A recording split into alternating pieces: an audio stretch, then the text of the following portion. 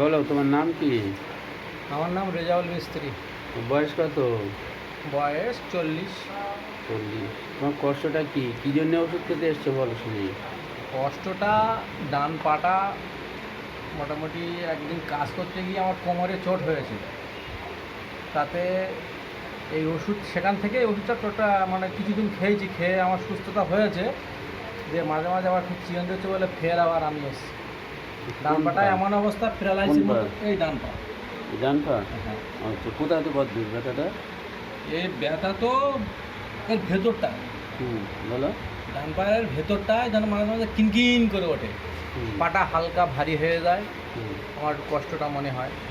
হুম, তা এই ওষুধ খেয়ে আমার অনেকটা সুস্থ লক্ষণ দেখেছি, হুম। যার কারণে ওষুধটা আমি খেয়ে যেতে চাইছি। আচ্ছা আচ্ছা, তুমি ওষুধ যেমন ভালো আছে? মোটামুটি ইনশাল্লাহ ভালোই আছে। ওষুধ খেয়ে ভালো আছি, ফের আবার মাঝে মাঝে কিনকিন করে আবার ফের আবার ওষুধ নিতে এসেছি। আচ্ছা আচ্ছা, ঠিক আছে, তুমি এসে এসে ওষুধ খাবে, হ্যাঁ? হ্যাঁ। আস্তে আস্তে তুমি ভালো হয়ে যাবে।